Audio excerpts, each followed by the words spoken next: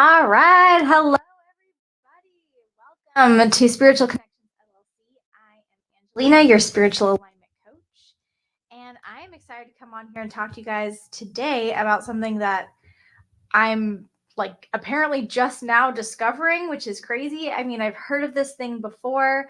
I've never done any research at all about this thing that we're going to talk about today. So I watched a video for school because I'm taking some additional courses, some continuing education courses. And oh my gosh, I am nerding out. So I'm super excited to tell you about it. But before I do, make sure that you like this video, subscribe to my channel if you haven't already. Hit that little bell so you get notified anytime I go live or post a new video. Also, I found out that I had my microphone upside down. So I put my microphone right side up. So hopefully the sound is better. If it's not, please tell me. Tell me if my sound is bad because I will never know unless I, one, go listen back to the videos, which I never do because it's weird to watch myself and it freaks me out. And if somebody tells me. So if you guys tell me it sounds bad, I'll go back through and I'll listen to it and I'll be like, oh my gosh, and I'll try to fix it. So let me know. Today we're going to talk about this thing called somatic healing, somatic therapy, somatic breath work, somatic exercise. We've been hearing all of these terms coming up on Facebook, on YouTube, all over the place, people talking about somatic work. And like, what the heck does that even mean? Well, today we're going to talk about that because apparently I've been practicing this and had absolutely no idea. And I put a link in the description for the video that I watched earlier. That it just blew my mind. I just thought it was completely amazing and fascinating. So what does Angelina do on the weekend? I nerd out and I learn about stuff. So hopefully this encourages you and motivates you to also do the same. I always tell people, I'm not over here just in Angelina land doing nothing, right? I don't just tell you all to do stuff that I don't do for myself. I really do educate myself and do more research and heal myself and fail miserably sometimes, but I really do the work, right? So this video was so cool to me. I wanted to share it with all of you because I just was completely blown away. So that is in the comments. The lecturer's name is Joanna Hayes, and I fully can see myself reaching out to her someday to be like, teach me something new, because she's just amazing and super smart. And I love super smart people. So we're going to talk a little bit about what somatic work is in just a second. If you're watching this video live or if you're watching the replay, make sure you pop in and say hi. I like to say hi to everybody to see how you're doing, check in with you.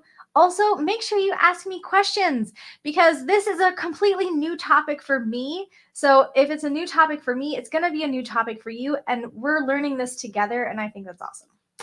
Okay, so as I understand it from this thing that I just learned about less than an hour ago, like I literally finished this video and I was like, oh, I'm doing a live about this because it's so cool. So this is as much new information for me as it's going to be for you. So that doesn't mean that I know everything about this because I don't. And it also doesn't mean that I'm going to give you 100% accurate information. This is as I processed it today. So as I understand it, essentially what somatic work means is it's just a way of connecting the mind and the body. Right? So we're connecting the mind and how the mind processes things and the body and how the body holds things. So when anybody talks about somatic breath work or somatic exercise or somatic stretching, what they're doing is it's essentially, from what I understand, connecting this mind that's doing things with the body that's holding the energy for the thing that the brain is thinking about. Okay. So the video, the lecture that I watched, they talk a lot about how this manifests. So I really encourage you to kind of watch this video and leave comments about what you think and what you learned and what you gleaned. Correct me if I'm wrong. I'm totally fine with that. Hi, Olaf. Hi, buddy. Sorry, my dog just popped up and I always want to say hi to him too. Okay, so this is super cool. So I'm going to go through kind of what I learned in this video. I'm going to talk to you guys about it. As I said, please go back and watch it because it's super cool. Okay, so as a spiritual alignment coach, this is why I'm nerding out so much about this, because I'm a spiritual alignment coach. So I talk to people all the time about how our minds and our bodies become disconnected and fragmented. I also do something called soul retrievals, where through hypnosis, we go back through and we take those pieces of ourselves that we leave in trauma and we incorporate and integrate those pieces back into ourselves. So to know that there's this thing called somatic therapy that has all this research and it's so robust, like I'm just super nerded out about it. I just think it's awesome.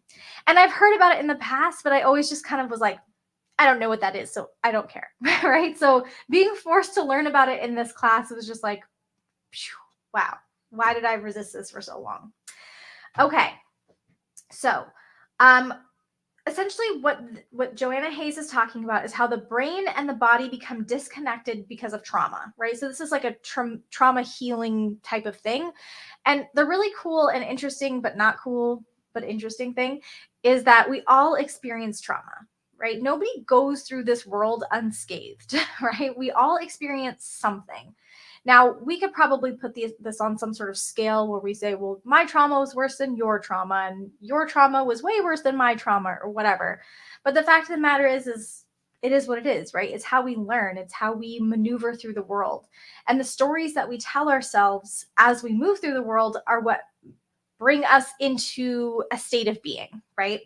Let me know if that makes sense, because I think it does, but if it doesn't, that's cool. Okay, so what Joanna talks about, and people who do somatic therapy, is they're basically saying these are the parts of ourselves that become fragmented, right? And whenever something happens, this part of ourselves becomes more prevalent. So let's talk about the examples from the video. And please watch this video because it's an hour and 10 minutes or so, but it is so cool and it's so interesting. So if you're like a lifelong learner like I am, you're going to find this completely fascinating. So Joanna talks about the capital S self, which I would call the higher self or the integrated self in my practice. So essentially the self is the core of this model. And this is the version of ourselves that is like in alignment. It is open, it is curious, it is thoughtful, it is forgiving, it's confident. It is this fully aligned best self version, right? And it's kind of at the core of this model. And then there's also the manager. So the manager is what I typically would call like a version, I guess, of the ego self, maybe. But the manager is this thing that's always trying to control everything. It's always trying to take care of everything and make sure everybody's feeling okay and trying to keep the environment safe in sort of this like monitory, like parenty kind of a way, right? It's this caregiver self. And there's some really cool books that she talks about in the video, which I am totally going to read because I'm a nerd and I love it.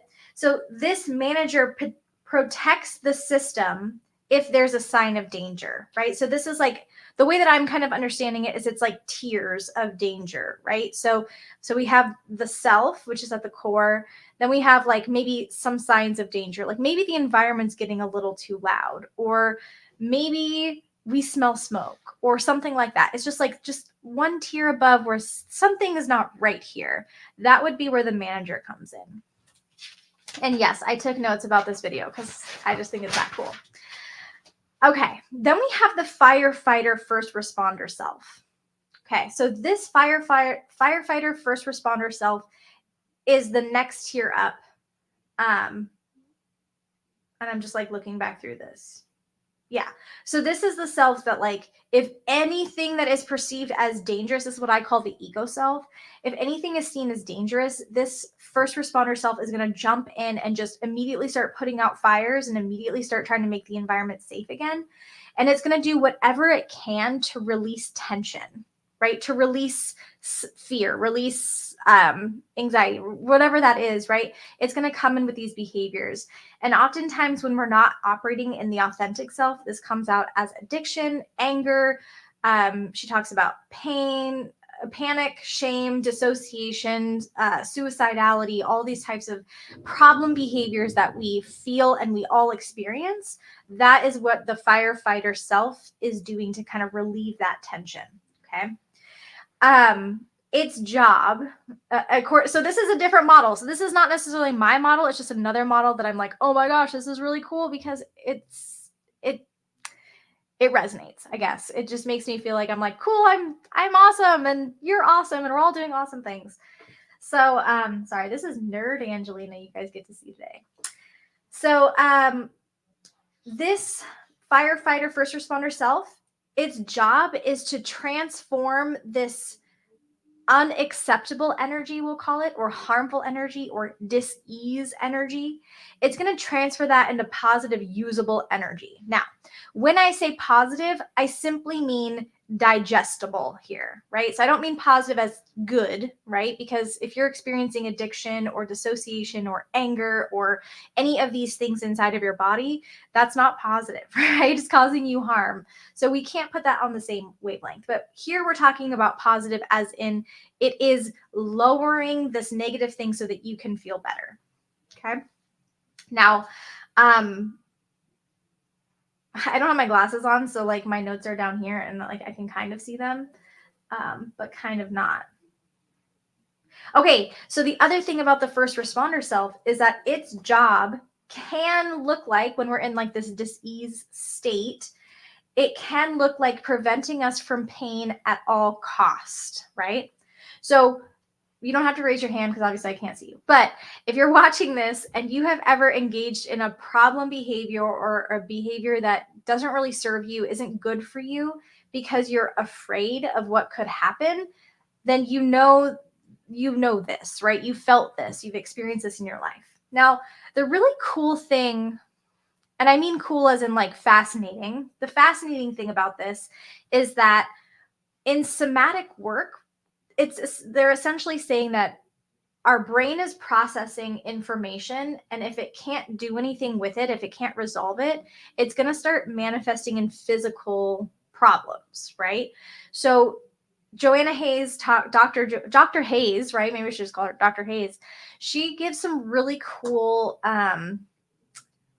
exercises that you can do, like different breathing exercises, meditation practices, and things like that, to kind of lower some of this like harmful energy that we hold in our bodies when we experience life. All right. And I say experiencing life because, like I said, we all have trauma, we all have hardship, we all have anger, anxiety, frustrations, sadness. All of those things exist in every single person. And we all hold them in our bodies differently. Okay. So this is the part that I really love because I resonate with this so much, is she talks about each one of these parts of us, right? If we believe in this sort of fragmented self, or if you have experienced this fragmented self, that each one of these parts serves a unique function for our lives. It's doing a unique thing that keeps us safe, to keep us moving through life in a way where we're not going to die, right? So I always say all behavior serves a function, and she's essentially saying all behavior serves a function. So I'm like, cool, we're on the same page. I resonate with this. I love this. Okay, so the very first thing she says is when you're experiencing a version of this, right? Any version, and there's one more that I haven't mentioned yet because I haven't mentioned it yet, but I will, is you always want to acknowledge these parts of yourselves, right? And I call this validate. We want to validate that we're human, validate that you're feeling afraid, validate that you're not where you want to be right now, and that something better is along the lines for you to get to, right? So we want to acknowledge this piece that there's something up here, right? Woo. I don't know if you guys can hear dogs barking. Hi, what are you doing? I'm talking on the computer. Are you crazies? Oh my goodness. Honey. I'm really surprised that my almost 10-year-old dog just ran up the stairs like she was a puppy. So like, even though that was very disruptive, I just want to acknowledge that like she came up those stairs fast. Okay. Anyway, so we want to acknowledge this part, right? We want to acknowledge that we have these things because we're human, right? Now, the second part to this, according to Dr. Hayes, is to show gratitude, which I love because I always say we want to show gratitude to these parts of ourselves because they are trying, right? We are all trying to do our best in this world. And whatever your best is that day, like that's what it is, right? So we acknowledge and we show gratitude that we're being protected. Honey, honey, I see you. Honey. She's getting in the cat box. Man. Pets. Now she's trying to go find the cat. Anyway, so we show gratitude, right? Now, this is going to sound really simple. And if you're doing this through hypnosis, like I teach people to do this through hypnosis, I do this for myself through hypnosis. I'm going to say this, it's going to sound really simple. And if you're not doing this through hypnosis, it might not be as simple as I'm going to say it, but you give these parts of yourself a meaningful job. Honey. Honey. You silly dog. Come here. So what does this look like? Okay, so for me, my manager self, right? If we want to use this terminology, I always give my manager self very time sensitive things, right? Like for example, if I want to meditate and I know that maybe I have a client, and this is Honey, everybody. Honey, you want to say hi? So you guys can see. Here's Honey. Come here. You can't really see her because she's moving around. But anyway, that's Honey. So I give my manager self a timeline. So, okay, I have a client at, I don't know, what time is it? 5 o'clock or 5:30. I have a client at 5:30. And I want to do a meditation. So I'm going to just close my eyes. I'm going to let my manager self know. I want to be awake and present for my client by 5:15. So they're going to be here at 5:30. I want to be present and aware by 5:15. And then I just go into my meditation. That's it, right? And at 5:12, guess what? I start waking up for my meditation, and by 5:15, I'm ready to go. And that's the manager self, right? That's a positive thing that my manager self can control and can manage for me so that I don't have to worry about that as the self.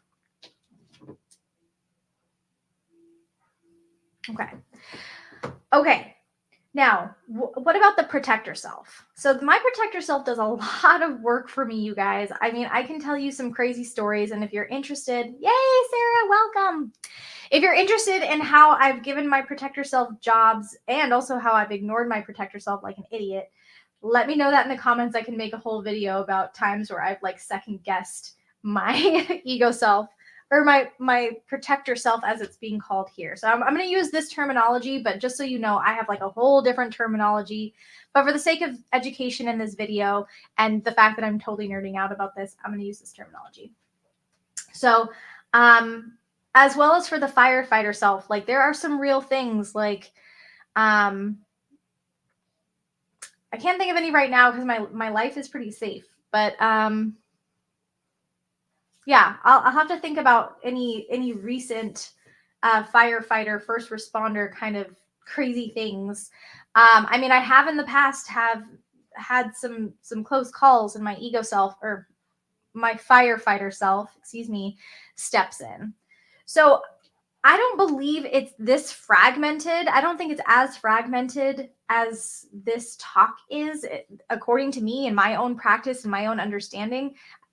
I don't think it's this fragmented, but it makes sense why they're this fragmented, right? Because the more, the less healing that you do for yourself, the less awareness that you're in, the more fragmented you feel, right? And the more stages and degrees that you go into, and the more dis-ease you experience. So I get it, but I don't know. To me, it's like you've got your ego self and you got your higher self, and that's what you got, right? Now, according to Dr. Hayes, we also have the exiled self. So the exiled self holds shame, right? This is what a lot of people call like the inner child or whatever. And your exiled self stays mostly in the shadows and withdraws. It withdraws when it sees any potential harm, right? So this might appear like completely withdrawing. It could look like intense neediness, all of those types of things, dependency, shame, intense sadness or depression, loneliness, grief, abandonment, all of those things, according to this talk, belong to the exiled self. Okay, hold on. I see some comments, but I can move it here. I'm like, I can't read it. Hold on. It's a hard concept to express. Okay. Yeah.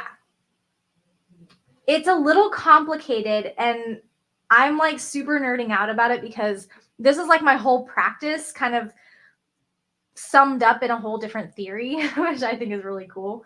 But so I just think this is awesome. So like I said, I super strongly encourage you all to go listen to that talk. There's a bunch of really awesome resources that she talks about, like different books and things, 2 of which I already bought because I'm a nerd and I just think it's so cool. So anyway, so that's the exiled self. Okay, so even the exiled self, right, has a job, has a function.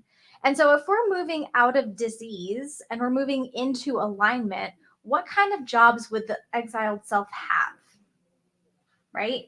What types of jobs would we want that sort of inner child to take on or be responsible for? So some of the things I think of are, okay, so the old model, the old framework as the exiled self was to notice when people are going to abandon you, or notice when people aren't loving you or giving you the worth that you need, or when I'm not giving it to myself, right? So I want to switch that. I want to switch this narrative. So I want you to pay attention, inner child, exiled self, whatever you want to call it. I want you to pay attention to all the times where you're being loved, all the times where you're putting yourself first. I want you to start paying attention to all the people who call you or text you or invite you to things or reach out to give you a hug. I just want you to pay attention to those people because I want to know not when I'm being abandoned, but when I'm being loved. So I'm going to switch this narrative. So I'm going to give this inner child, exiled self a specific job to collect specific evidence. And the evidence that's collected there, its purpose, right? Because all behavior serves a function. Its function is to help me switch my narrative so that I can be more in the aligned self rather than out of the aligned self. Because remember, that pendulum swing, it's big, right? Because whenever the protector self comes out, the exiled child will also come out. Because if I'm in protector mode, I don't care who I hurt, right? They're hurting me, so it doesn't matter, right? But then the people who I'm lashing out against, they're going to potentially abandon me, or I'm going to feel ashamed for my actions or whatever. And so then the exiled child comes out. So I'm always going to be operating in that pendulum swing if I don't come to a space of awareness and shift that perspective into something different, which is what the authentic self or the higher self or the core self or whatever terminology you want to use, that's its job, right? Is to stay as balanced as possible, as often as possible, right? So there's this kind of little window. Now, I also want to talk about something called the window of tolerance because I have heard of this before and I love it, and I'm going to talk about it more because I just think it's so cool. So before that, okay, cool. Okay, so the window of tolerance. So remember that pendulum swing, right? So when we talk about tolerance, we're talking about like what we allow, right? So I talk about noise a lot because I used to work in inpatient and an outpatient day treatment school. And one of the ways that I would know that something was going to happen is because things would start getting louder and louder and louder and louder until all of a sudden a fight would break out, right? So I'm very sensitive to sound now because that's cool. So anytime things start getting too loud, I start getting anxious, right? So if I'm starting to get anxious, my tolerance for the noise level is very low, right? I can only allow so much, right? So that's my window of tolerance, is what I will allow before my protector self comes out, right? Because once it starts getting too loud, my protector self is going to come out and start lashing out and turning things down and yelling at people to be quiet, or leaving entirely, right? Like I can't be here. I got to go somewhere else because it's too loud in here. I'm overwhelmed. I need recalibrate or whatever, right? So the window of tolerance is just what we're going to allow. Now, tolerance is most easily explained when we talk about like drugs, right? Because it's something that is kind of obvious, right? So take any type of drug, alcohol, ibuprofen, Synthroid, which is what I take for autoimmune disease. Like, take any medication. Your body will accept, or drugs, right? Like hard drugs, heroin or whatever. Your body will accept so much for so long, right? But eventually you're going to need to take more and more and more and more of that thing to get the same effect that you got at a lower dose, right? It's just how it works, right? Because the body is always operating to come back to that homeostasis balance place. So if we're putting something in our body, and our body is already out of homeostasis, our body's going to continue to go back to that out of homeostasis place. It's really weird. And let me know if this is interesting to you. And I can make like a better video specifically about like what is homeostasis and what is tolerance, because I think that's an important thing to talk about. And I'm kind of glazing past it in this video because it's not as important, but it is important to talk about at some point. So what she's talking about in this video, Dr. Hayes is talking about in her video, is when we're experiencing somatic symptoms, we're experiencing a window of tolerance that is always in flux, right? It's always changing, because what we can allow and not allow, it's changing based on which part of ourselves is in control. So if my protector self is in control in any given moment, and I say in control as in like activated. So if the protector self is activated, my tolerance for noise is going to be really low. I'm not going to allow much of it, right?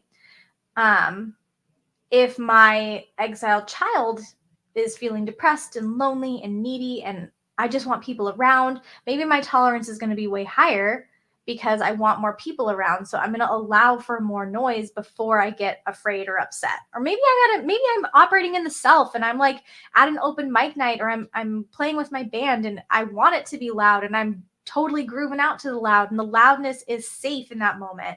Then I'm in my authentic self. So my tolerance is going to be way higher if I'm in that space, right?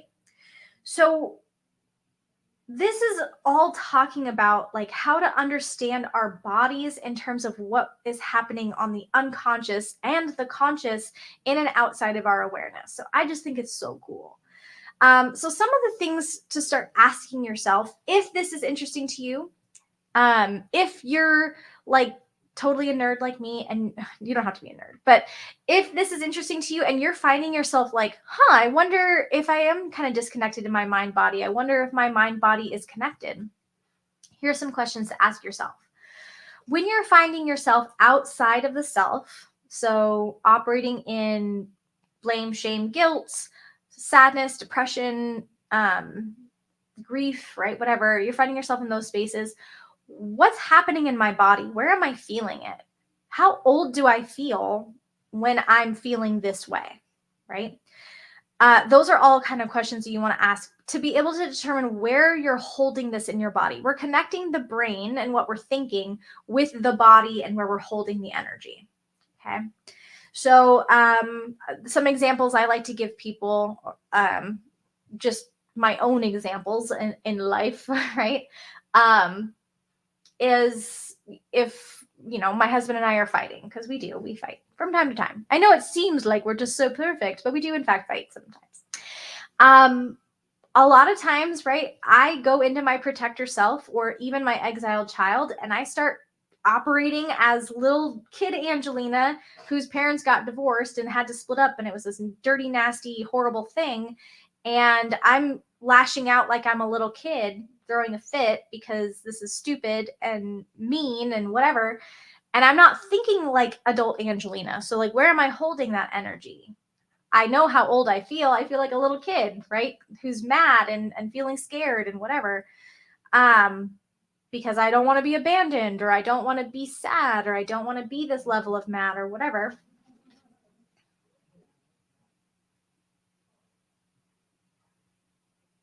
Okay. Sorry, text message.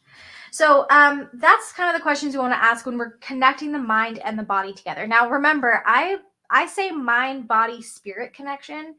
And that's like a whole different conversation because remember, this is a healing modality that I find amazing. And I practice kind of a different type of healing modality. So like there's nothing wrong with this. This is freaking awesome if you ask me. But there's also like the third piece that I feel like is kind of missing. And I don't know because like I said, I just learned about this and this is like an introduction. I'm introducing an introduction that I watched, right? So this is like the very tip of the iceberg, I'm sure. But there is this mind, body, spirit piece that I feel like is not exactly described here. But that's just me. Okay, so some of the things that say stuck in the body, according to Dr. Hayes, so this starts from like when you're conceived, like in utero, we already start experiencing life, right? We hear, we experience mom's stress, we feel those hormones come into us. Those hormones become part of our DNA. So some of the things that stay stuck in our body are unspoken rules, or mores as they're called, right? So an unspoken rule of my family, let me think of a good one. There's a lot because we're, big family.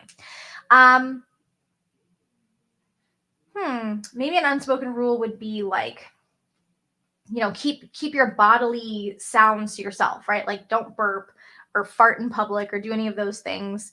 You never claim it. You never say, excuse me. If you burp and you're in public, you're in trouble. In fact, last night I went to dinner with some of my family and I made my little sister laugh so hard that she spit water on the table and nobody said anything. But yeah, it was definitely clear that was not appropriate or okay. I was like, oh, sorry. That was me. I was just having fun. It doesn't bother me because I'm a big sister, so I get to be funny. But it was definitely not okay that I did that. That was an unspoken rule, right? You don't act that way in public. Bad, right? So that's an unspoken rule. Now, another would be bullying. So any experiences of bullying or anything like that, we hold those things in our body over time, right? Even if it's siblings. So I have 5 older siblings and 2 younger siblings. So I'm the youngest of 6. And if you don't think that I was bullied as a child by my older siblings, you're wrong, my friend. Because, my older siblings were not always very nice. But they're nice now, and we all get along. But I definitely have some stories of way back when of my siblings being mean. So we hold these things over time. Another would be, any losses. If we experience, if our parents pass away or friends pass away or family members pass away when we're young, we still hold those things if we're not in a space of healing. So keeping in mind, we're talking about dis-ease here, not like a perfect person who's actively doing healing and meditations and releasing and all those things. This is stuck, right? We're talking about stuckness. Okay, so a really cool thing, one of my favorite things. Okay, so remember, I'm a psychologist at heart. I love the brain. I love behavior. One of the things she talks about in this talk is attachment theory. Oh, attachment theory is so interesting to me. And if you don't know anything about attachment theory and you're watching this and you're like, what the heck are you talking about? Go do some research because it is fascinating.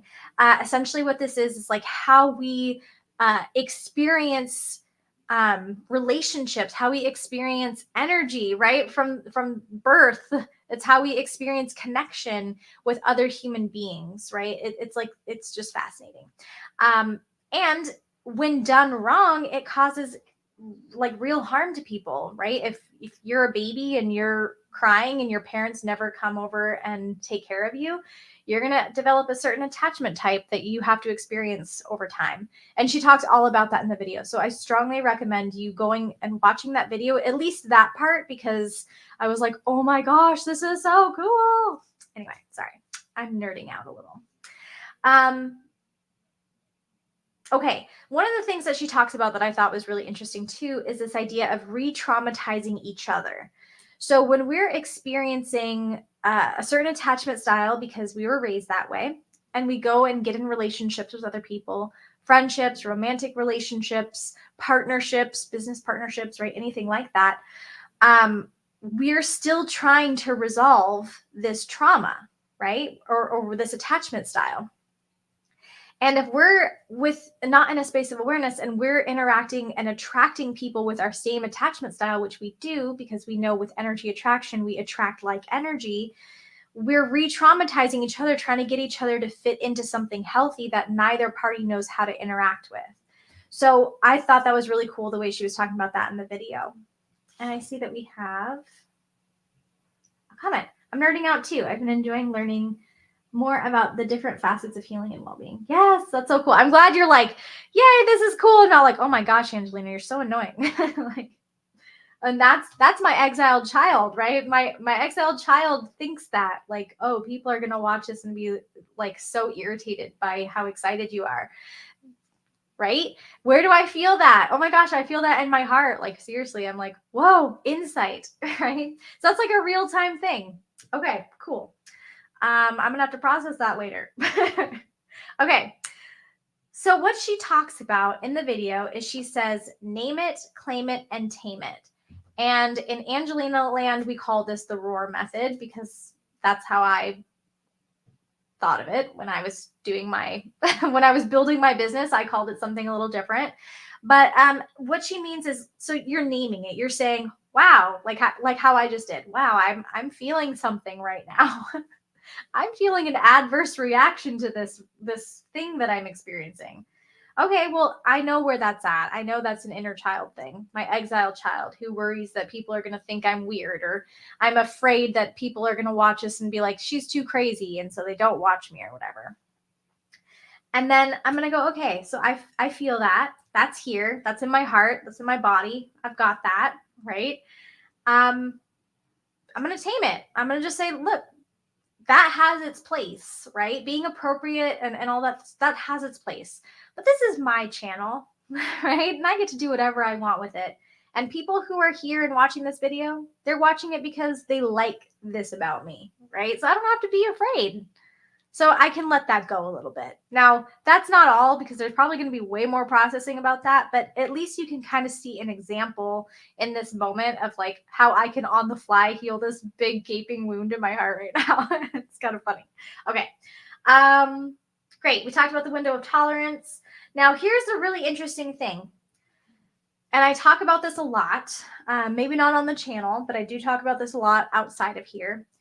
The more activated you are, the less tolerance you have for something, right? So if it's loud and my phone's ringing off the hook and Ryan's talking to me and the dogs are barking, right?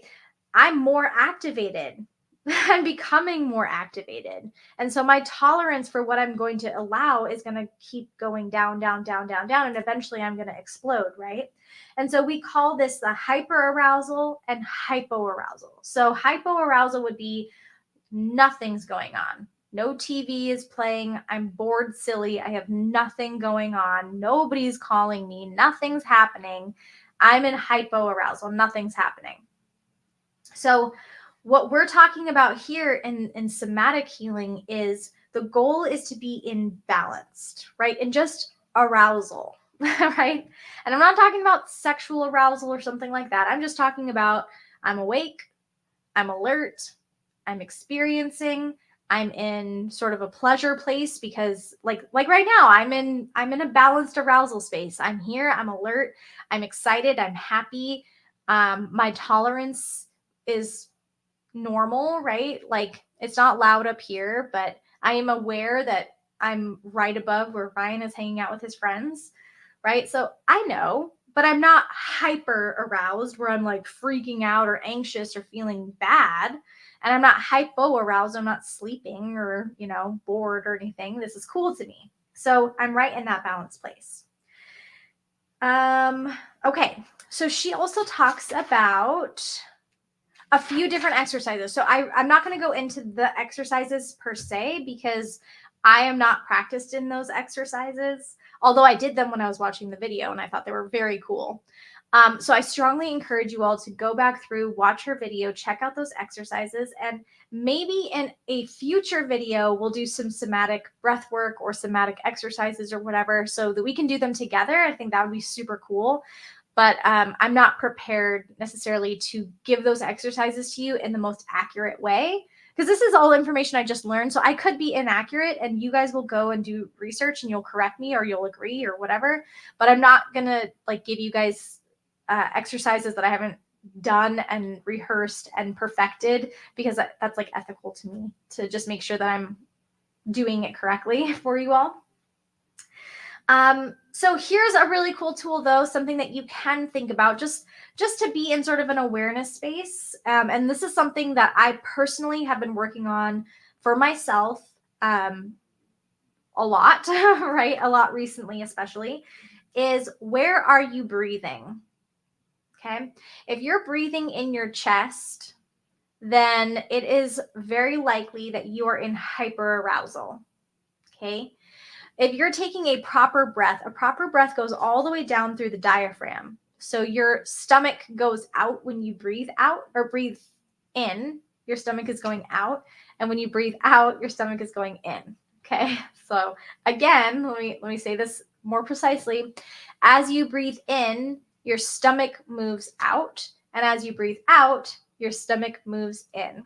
Now, if you're breathing in your chest, you're going to notice that because your shoulders go up, right? So when I'm in hyperarousal, my shoulders come up and up and up and up, right? And I find myself like this. And I don't notice until I'm watching a video or something and I'm like, whoa, I look crazy and nobody said anything. So shoulders will be down. The breath is coming all the way down through your diaphragm. Your chest is like stable, right? So it's not like, I don't even know if I can do it. Yeah, that's breathing in my chest. See, my chest is going up and my shoulders are going up. That's bad. That's the wrong way. Okay, so don't do that. That's a good example. All right, everybody, I hope that you have enjoyed this video. I just want to make sure that everybody, if you have questions, comments, concerns, feedback on somatic breathwork, somatic healing, somatic therapy, please let me know that in the comments. I love to hear from all of you. I don't know why I'm just now learning about this, considering like I do this practice, but I didn't know I was doing this practice. But I'm glad I'm learning about it now because I am so excited and fascinated by it. So again, make sure that as you're watching this video that you like, subscribe, hit that bell, share this video with anybody that you think finds spiritual practice or spiritual healing interesting. And this is my passion project, and I'm so excited to be able to bring this content to all of you. And I'm excited to see you all. And I also wanted to let you guys know that I am actively house hunting, right? So if I'm not putting up a video, it's safe to assume that I'm probably out looking at a house. And I haven't forgotten about you. I am here. I just, yeah, I'm looking at houses and that's kind of crazy. So in that space, I'm in a space of hyper awareness or hyper vigilance, looking for a good place to move my, my empire, as it were. So are you going to add? Yes. So the link is in the video. The link is in the video, is in the description. So you should be able to go to the description of this video, and there's a link at the bottom that goes to Dr. Hayes' video. And if that's not there, please let me know. You can text me or whatever. Let me know if that's not there. And I'll go back through, but I put that in there in the descriptions before I started the video, so it should be. Yes. So thank you so much for being here. I appreciate all of you. I love you guys all so much for watching. And I'll see you guys all next time. All right. Bye, everybody.